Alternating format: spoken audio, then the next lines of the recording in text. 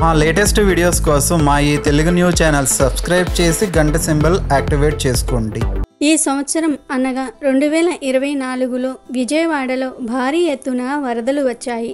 విజయవాడ మొత్తం పూర్తిగా నీటితో నిండిపోయింది. ఎక్కడా రోడ్లు అనేవి కనిపించటం లేదు. ప్రజలు ఇళ్లల్లోనే ఆహారము, త్రాగునీరు లేక ఎన్నో అవస్థలు పడుతూ ఉన్నారు. అయితే ఈ సమయంలో బ్రహ్మంగారి కాలజ్ఞానం నిజం అవుతుందా అనే సందేహం అందరిలో తలెత్తుతూ ఉంది. ఎందుకంటే బ్రహ్మంగారి కాలజ్ఞానంలో ఎప్పుడైతే కృష్ణమ్మ దుర్గమ్మ ముక్కు పుడకను టచ్ చేస్తుందో అప్పుడు ప్రళయం వచ్చి భూమి అంతం అవుతుంది అని ఉంది. బ్రహ్మంగారు కాలజ్ఞానంలో చెప్పిన చాలా విషయాలు చాలాసార్లు జరిగాయి. మరి ఈ వరదల వలన కృష్ణానది నీరు దుర్గమ్మ ముక్కు పుడకను తాకుతుందా? ప్రళయం వచ్చి భూమి అంతమవ్వబోతూ ఉందా లేదా అనే విషయాలను ఇప్పుడు మనం ఈ వీడియోలో వివరంగా తెలుసుకుందాం. ఫ్రెండ్స్, ఫస్ట్ అయితే ఈ వీడియోకి ఒక లైక్ కొట్టి మా ఛానల్ని సబ్స్క్రైబ్ చేసుకుని మాకు సపోర్ట్ చేయండి. అలాగే ఈ వీడియోని ఎక్కడా స్కిప్ చేయకుండా చివరి వరకు చూడండి. అప్పుడే మేము చెప్పేది మీకు అర్థమవుతుంది. హిందువులు సాంప్రదాయాలకు ఎంతో విలువ ఇస్తారు. బ్రహ్మంగారి కాలజ్ఞానముకు కూడా అంతే ప్రాముఖ్యతను ఇస్తారు. అందులో మనుషులు ఎలా ఉండాలి, వారి జీవన విధానాల గురించి వివరంగా రాశారు. కాలజ్ఞానంలో బ్రహ్మంగారు వెల్లడించిన విషయాలలో అనేక విషయాలు నిజమని ప్రూవ్ కావటం గమనార్హం. భవిష్యత్తులో జరగబోయే సంఘటనలను ఊహించి బ్రహ్మంగారు కాలజ్ఞానం రాయగా ప్రస్తుతం ప్రపంచవ్యాప్తంగా చోటు చేసుకుంటున్న వింతలు కూడా కాలజ్ఞానంలో ఉన్న విషయాలే. బ్రహ్మంగారు కాలజ్ఞానంలో వేల విషయాలను చెప్పారు. ఇప్పటికే వాటిల్లో కొన్ని నిజమయ్యాయి. అందుకే ఆయన కాలజ్ఞానం ప్రపంచవ్యాప్తంగా పాపులర్ అయింది. దొంగ స్వామీజీలు పుట్టుకు రావటము, 6 ఏళ్ల పాప గర్భవతి అవ్వటం, ఆడవాళ్లు మానం అమ్ముకోవటము, గాంధీ లాంటి మహాత్ముడు స్వాతంత్రం తీసుకురావటం, ఇలా కాలజ్ఞానంలో చెప్పినవి చాలా జరిగాయి. అలాగే కాలజ్ఞానంలో ఎప్పుడైతే కృష్ణమ్మ దుర్గమ్మ ముక్కు పుడకను టచ్ చేస్తుందో అప్పుడు ప్రళయం వచ్చి భూమి అంతమవుతుందని కూడా బ్రహ్మంగారు చెప్పారు. బెజవాడ దుర్గమ్మ అంటే తెలుగువారందరికీ ఎనలేని భక్తి. అయితే ఈ సంవత్సరం బెజవాడలో బాగా వర్షాలు పడి వరదలు వచ్చాయి. గత కొద్ది రోజులుగా కుండపోతగా కురుస్తున్న వర్షాలు కారణంగా ఏపీ వ్యాప్తంగా అన్ని ప్రాంతాలు జలమయం అయ్యాయి. ముఖ్యంగా విజయవాడ నగరంలో రోడ్లన్నీ కూడా నీట మునిగాయి. 121 ఏళ్ల చరిత్రలో ఇదే అతిపెద్ద వరద అంటున్నారు నిపుణులు. 1903లో, ఆ తర్వాత 2009లో 10 లక్షల క్యూసెక్స్ దాటాయి. ఇప్పుడు ఏకంగా 11.36 లక్షల క్యూసెక్కులు దాటేసింది. ఇంకో 30-40 వేల క్యూసెక్కులు అదనంగా వస్తే ప్రకాశం బ్యారేజ్పై నుంచి వరద నీరు వెళ్తుందని నిపుణులు అంటూ ఉన్నారు.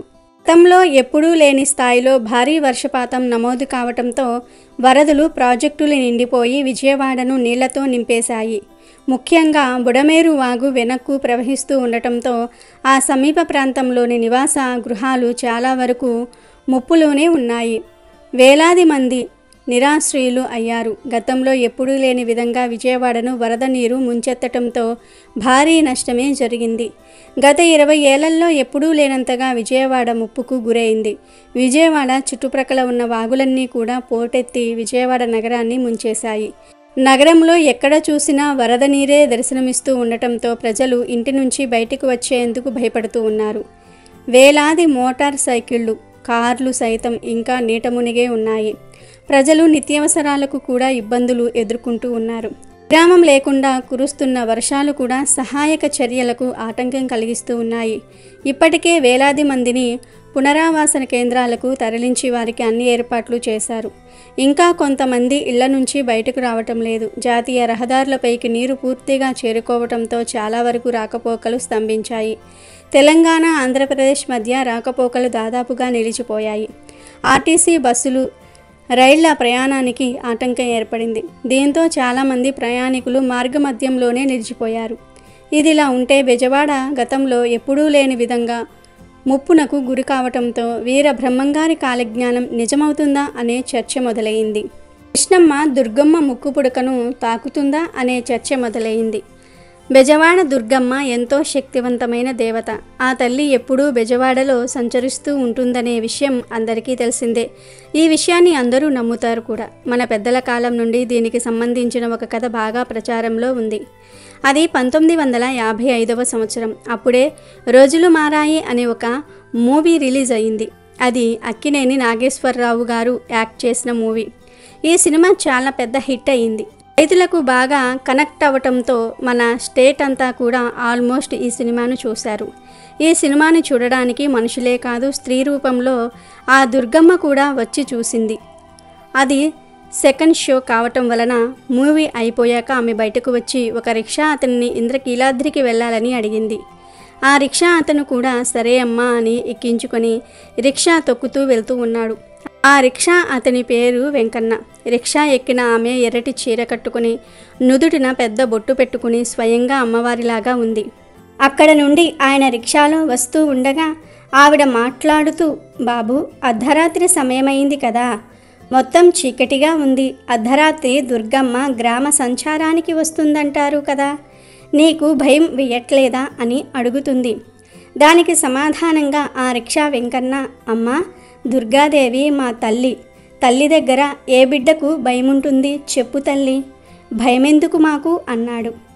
కొంత దూరం వెళ్ళగా ఇంద్రకీలాద్రి గుడి రాగానే ఆయన రిక్షా ఆపి ఏ ఇంటికి వెళ్ళాలమ్మా అని ఆమెను అడుగుతాడు. కానీ వెనక నుండి సమాధానం లేదు. అదేంటి అని వెనక్కి తిరిగి చూడగా ఆవిడ ఉండదు రిక్షాలో. రిక్షావాడు ఏది ఈవిడ అని చుట్టూ చూడగా ఆమె పక్కనే ఉన్న అమ్మవారి గుడి మెట్లు ఎక్కుతూ ఉంటుంది.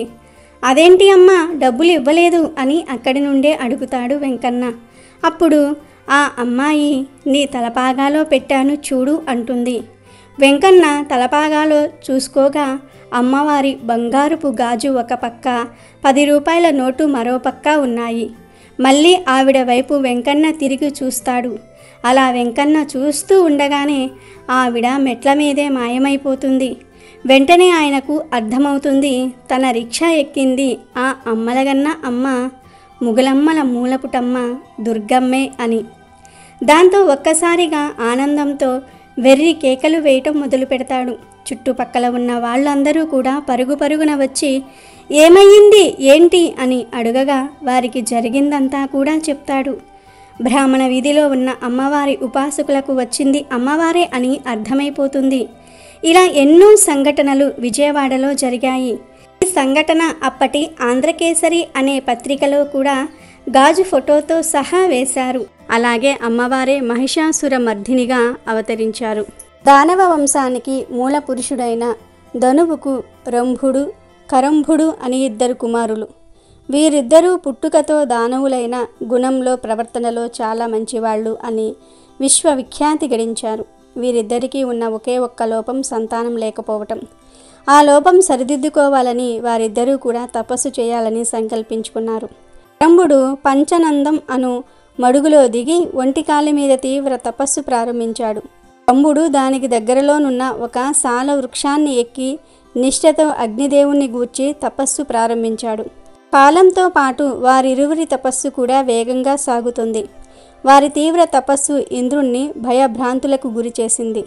తన పదవికి పోటీ వస్తారేమో అని ఇంద్రుడు మొసలి రూపం ధరించి కరంభుడి పాదాలు పట్టుకొని నేలల్లోనికి లాగి సంహరించాడు ఇంద్రుడు. అది తెలిసి రంభుడు తీవ్ర వేదనకు గురి అయ్యాడు. ఇంద్రుణ్ణి చంపేయాలనిపించింది. కానీ ఓ దీక్షితుడు కోపోద్రిక్తుడు కాకూడదు అనే ధర్మానికి కట్టుబడి శాంత చిత్తుడే ఆలోచించి తన తలను ఖండించుకుని అగ్నికి ఆహుతి చేయాలని నిర్ణయించుకుని ఎడమ చేతితో తన జుట్టు పట్టుకుని కుడి చేత్తో తలను ఖండించుకోబోసాగాడు. మరుక్షణంలో అగ్నిదేవుడు ప్రత్యక్షమై, రంభాసుర, ఏమిటి నిరాలోచన కార్యం? నీవు ప్రాణత్యాగం చేసినంత మాత్రాన మరణించిన నీ తమ్ముడు తిరిగి బ్రతికి వస్తాడనుకుంటున్నావా? ఈ ప్రయత్నం మానుకో అన్నాడు. అప్పుడు రంభుడు, అగ్నిదేవా, అసువులు బాసిన నా తమ్ముడు అమరుడు కాడని నాకు తెలుసు. సంతానం కోసమే కానీ ఇంద్ర పదవిని ఆశించి మేము తపస్సు చేయలేదు. ఈ సత్యం తెలిసి కూడా మహేంద్రుడు నిష్కారణంగా నా తమ్ముడిని చంపి మా దానవ జాతికి తీరని మహా అపరాధం చేశాడు. అందుకు ప్రతీకారంగా సర్వప్రాణి గణాలకు అజేయుడు, కామరూపుడు, మహాపరాక్రమవంతుడు, సకల లోక వందితుడు, త్రిలోక విజేత అయిన పుత్రుని నాకు వరంగా అనుగ్రహించు. అలాగే నాకు చావు లేకుండా అనుగ్రహించు అని కోరుకున్నాడు రంభాసురుడు. రంభాసుర, నీ మనసు ఏ కామిని మీద కామవశీభూతమవుతుందో ఆమె గర్భాన్న నీవు కోరుకున్న పుత్రుడు జన్మిస్తాడు. కానీ చావు అనేది సహజం గనుక పూర్తిగా చావు అనేది లేకుండా వరం ఇవ్వటం కుదరదు. కానీ నీవు మనుషుల వల్ల చనిపోకుండా వరం ఇస్తున్నాను అని చెప్పి అదృశ్యమయ్యాడు అగ్నిదేవుడు. రంభాసురుడు తన ఇంటికి తిరిగి వస్తూ మార్గమధ్యంలో యక్ష విహార భూమి అయినటువంటి ఒక అందమైన ప్రదేశాన్ని చూశాడు. అక్కడ ఒక గేదె కామార్తెయై విహరిస్తోంది. దాన్ని చూడగానే రంభుని మనసు చలించి దున్నపోతుగా మారి దానితో సంగమించాడు. తత్ఫలితంగా ఆ గేదె గర్భవతి అయ్యింది. రంభుడు సంతోషించి తన అసలు రూపంలోనికి మారి ఆ గేదెను తన పాతాళ నగరానికి పట్టపు రాణిని చేసి దాన్ని రక్షణార్థం దున్నపోతులను కాపలా ఉంచాడు. ఒకరోజు ఒక దున్నపోతు కామంతో చెలరేగి ఈ రాజమహిషి వెంటబడింది. అది చూసి రంభుడు ఆ దున్నపోతుతో యుద్ధానికి దిగి బలంగా పడి గుద్దులు గుద్దాడు. ఆ గుద్దులకు ఆ దున్నపోతు బాధగా అరుస్తూ తన బలమైన కొమ్ములతో రంభుణ్ణి గుండెల్లో బలంగా పొడిచింది. దాంతో రంభుడు గిలగిలా తన్నుకుంటూ నేలకు ఒరిగిపోయి మరణించాడు. ఎందుకంటే రంభుడు మనుషుల వల్ల చావడు అనే వరం ఉంది. అందుకే రంభుడు జంతువు వలన మరణిస్తాడు. తన భర్త అయిన రంభుడు తన కళ్ళ ముందే మరణించడం చూసిన ఆ రాజమహిషి భయంతో పరుగులు తీస్తూ ఉంటే దాన్ని వెంటబడింది ఆ దున్నపోతు. నిండు గర్భంతోనున్న ఆ గేదె అలా పరుగులు తీస్తూనే యక్ష విహార భూమిని చేరి అక్కడ ఉన్న యక్షులను శరణు కోరింది. యక్షులకు ఆ దున్నపోతుకు మధ్య భీకర యుద్ధం జరిగింది. చివరకు ఎలాగైతేనేం యక్షులు ఆ దున్నపోతును సంహరించారు. అనంతరం ఆ యక్షులు ఆ రాజ మహిషాన్ని ఓదార్చి రంభాసురుని మృతదేహాన్ని చితిపేయికి చేర్చి నిప్పు పెట్టారు. తన ప్రాణనాథుణ్ణి ప్రార్థవదేహం అగ్ని జ్వాలలకు ఆహుతి అయిపోతూ ఉంటే చూసి తట్టుకోలేక ఆ గీదె పరుగున వచ్చి రగులుతున్న చితిలో దూకి సహగమనం చేసింది. యక్షులు ఆశ్చర్యంతో నిశ్చేష్టులై చూస్తూ ఉండగా ఆ చితి మంటల నుంచి మహిషాసురుడు ఆవిర్భవించాడు. వాడే రంభాసురుని కుమారుడు, మహిష రాక్షస సంగమ సంజాతుడు. తరువాత మహిషాసురుడు తన తండ్రి ద్వారా సంక్రమించిన పాతాళ రాజ్యానికి పట్టాభిషిక్తుడయ్యాడు. మరణించిన రంభాసురుడు పుత్ర వ్యామోహంతో మరొక దేహాన్ని ధరించి రక్తబీజుడు అనే పేరుతో మహిషాసురుని అంతరంగిక అనుచరుడయ్యాడు. దైత్య వంశానికి ఆశాదీపంలో జన్మించిన మహిషాసురుడు తన అంతరంగిక మిత్రులతో సచివులతో సమాలోచన చేసి మరణం లేని జీవనం కోసం మేరు పర్వత శిఖరం చేరి బ్రహ్మదేవుని గూర్చి ఘోర తపస్సు ప్రారంభించాడు. కాల కదలికలలో అనేక వేల సంవత్సరాలు కదిలి వెళ్ళిపోయాయి. మహిషాసురుని అంచలంచల తపస్సుకు సంతసించిన బ్రహ్మదేవుడు ప్రత్యక్షమై మహిషాసుర ఇంకా తపస్సు చాలించు, ఏం వరం కావాలో కోరుకో అన్నాడు. అప్పుడు మహిషాసురుడు పితామహ, నేను అమరుణ్ణి కావాలి, నాకు మరణం లేని జీవితాన్ని ప్రసాదించు అని కోరుకున్నాడు. అప్పుడు బ్రహ్మదేవుడు మహిషాసుర, పుట్టిన ప్రాణి గిట్టక తప్పదు, గిట్టిన ప్రాణి మరలా పుట్టక తప్పదు. జనన మరణాలు సకల ప్రాణికోటికి సహజ ధర్మాలు. మహాసముద్రాలకు మహాపర్వతాలకు కూడా ఏదో ఒక సమయంలో వినాశనం తప్పదు. ప్రకృతి విరుద్ధమైన నీ కోరిక తీర్చుట అసంభవం కనుక నీ మరణానికి మృత్యువుకు ఒక మార్గం విడిచిపెట్టి మరే వరమైనా కోరుకో అన్నాడు. అప్పుడు మహిషాసురుడు, విధాత, అల్పమైన కోరికలకు ఈ మహిషాసురుడు ఆశపడడు. సరే, ఆడది నా దృష్టిలో అబల, ఆమె వల్ల నాకే ప్రమాదము రాదు కనుక పురుషుడి చేతిలో నాకు మరణం రాకుండా వరం అనుగ్రహించు అని కోరాడు. బ్రహ్మదేవుడు ఆ వరాన్ని మహిషాసురునికి అనుగ్రహించి అంతర్ధానమయ్యాడు. మహిషాసురుడు సంబరపడుతూ తన రాజధానికి చేరుకున్నాడు. పరబల దర్పితుడైన మహిషాసురుడు దేవతలను మునులను ఇబ్బంది పెట్టసాగాడు. అప్పుడు భోలాశంకరుడు, విష్ణువు, బ్రహ్మదేవులందరూ కలిసి మహిషాసురుణ్ణి తుదముట్టించడానికి త్రిమూర్తుల అందరి శక్తి అవసరమని గ్రహించారు. అట్టు పిమ్మట త్రిమూర్తులు కలిసి వారి శక్తితో అఖండ శక్తివంతమైన స్త్రీని సృష్టించారు. మొత్తం అందరి దేవతల శక్తి ఆమెలో ఉంది.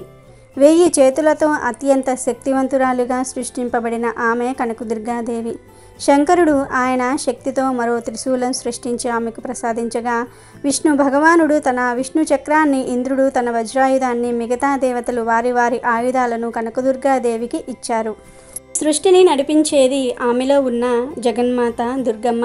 ఇలా ఒక్క శక్తి ఆవిర్భవించిందన్న మహిషాసురుడు భయపడలేదు. ఆమె అందాన్ని చూసి మోహించాడు. అంత రాక్షసుడైనా సరే ఆమెకు కొడుకు లాంటి వాడే కదా.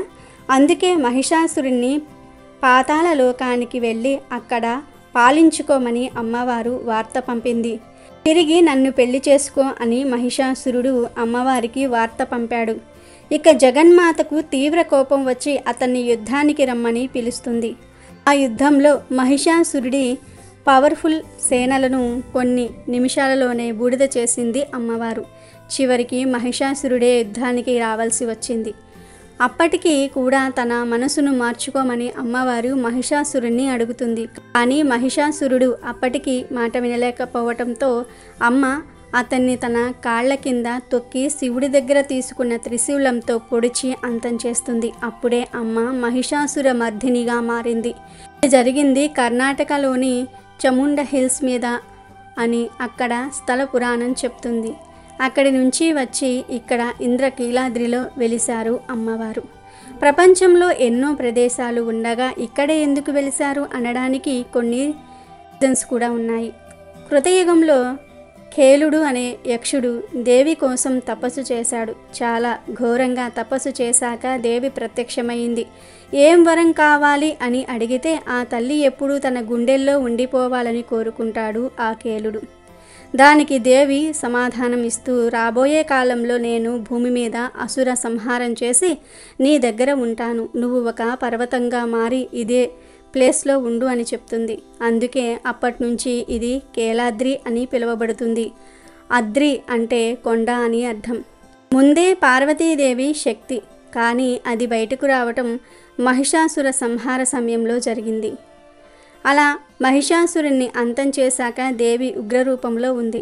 దేవతలందరూ ఆమెను చూసి భయపడిపోయారు. దేవతలందరూ ఆమెను ఇక్కడే భూమి మీద ఉండి ప్రజలను కాపాడమని కోరారు. దాంతో ఆమె కీలాద్రి మీద వెలసింది. అక్కడ మొట్టమొదట పూజ ఇంద్రుడి చేశాడు కనుక ఇది ఇంద్రకీలాద్రిగా మారింది. అమ్మవారి యొక్క ఉగ్ర రూపాన్ని కంట్రోల్ చేయడానికి పరమేశ్వరుడు కూడా ఉంటే అమ్మ శాంతిస్తుందని భావించి సాక్షాత్తు బ్రహ్మదేవుడు వచ్చి 10 అశ్వమేధ యాగాలు చేసి శివుణ్ణి పూజించాడు. దానికి మెచ్చిన శివుడు జ్యోతిర్లింగంగా వెలిశాడు. బ్రహ్మదేవుడు మల్లికా పూలతో పూజించాడు గనుక ఆయనను మల్లేశ్వరుడు అని పిలుస్తారు. విజయవాడలో ఈ విధంగా దుర్గమ్మ మల్లేశ్వర స్వామి వచ్చారు. ఈ అమ్మవారు ఉగ్రరూపంలోనే ఉండేవారు. కానీ ఒకసారి ఆదిశంకరాచార్యుల వారు వచ్చి ఇక్కడి మల్లేశ్వర స్వామి జ్యోతిర్లింగం సరైన కండిషన్లో లేదు అని చెప్పి మళ్ళీ కొత్త జ్యోతిర్లింగాన్ని ప్రతిష్ఠించి అమ్మవారి యొక్క ఉగ్రరూపాన్ని మార్చి శాంతి రూపంలో ఉంచి ఇక్కడ అమ్మవారు ఉగ్రం అవ్వకుండా శ్రీ చక్రాన్ని కూడా ఉంచారు. ఇలా దుర్గమ్మ ఇంద్రకీలాద్రి మీద పూజలు అందుకుంటుంది. అయితే ఈ దుర్గమ్మ ముక్కు పుడకను కృష్ణమ్మ తాకితే ప్రళయం వస్తుంది అని బ్రహ్మంగారు చెప్పారు. బ్రహ్మంగారు చెప్పిన విషయాలు చాలా వరకు జరిగాయి. 2012లో కూడా ఈ విధంగానే అందరూ భయపడ్డారు. ఎందుకంటే ఆ టైంలో ప్రపంచం అంతమవుతుందని న్యూస్ రావటంతో పాటు సైక్లోన్ నీలం వల్ల వరదలు వచ్చాయి. ఆ వరదల్లో కృష్ణానది పొంగింది. దాంతో విజయవాడ చుట్టూ ఉన్న జనం వణికిపోయారు. ఎక్కడ కృష్ణానది నీళ్లు అమ్మవారి ముక్కు పుడక వరకు వెళ్తాయో అని భయపడిపోయారు. కానీ అదేమీ జరగలేదు. దాంతో విజయవాడ దుర్గమ్మే తమను కాపాడిందని అందరూ భావించారు. మళ్ళీ ఇప్పుడు 2024లో విపరీతంగా వరదలు వచ్చాయి. ముఖ్యంగా విజయవాడ నీట మునిగిపోయింది. కృష్ణానది కూడా పొంగి అమ్మవారి ముక్కు పుడకను తాకబోతుందని న్యూస్ వస్తుంది. అలా కృష్ణమ్మ దుర్గమ్మ ముక్కు పుడకను తాకితే తప్పకుండా బ్రహ్మంగారు చెప్పినట్లుగా ప్రళయం వస్తుందని కొందరు అంటూ ఉన్నారు. అలా తాకితే ప్రళయం వచ్చినా ఆశ్చర్యపడవలసిన అవసరం లేదు. ఎందుకంటే బ్రహ్మంగారు చెప్పినవి చాలా వరకు జరిగాయి కనుక ఇది కూడా ఖచ్చితంగా జరుగుతుంది. అలా కాకుండా ఆ దుర్గమ్మ తల్లి తను సంచరించే ఈ విజయవాడను కాపాడాలి అనుకుంటే తనే ఈ వరదలను ఆపి కృష్ణమ్మ తన ముక్కు పుడకను తాకకుండా చూసుకుంటుంది. బ్రహ్మంగారు చెప్పింది జరుగుతుందో లేదో వేచి చూడాల్సిందే. వీడియో నచ్చితే లైక్ చేయండి, షేర్ చేయండి, బట్ సబ్స్క్రైబ్ చేసుకోవడం మర్చిపోవద్దు.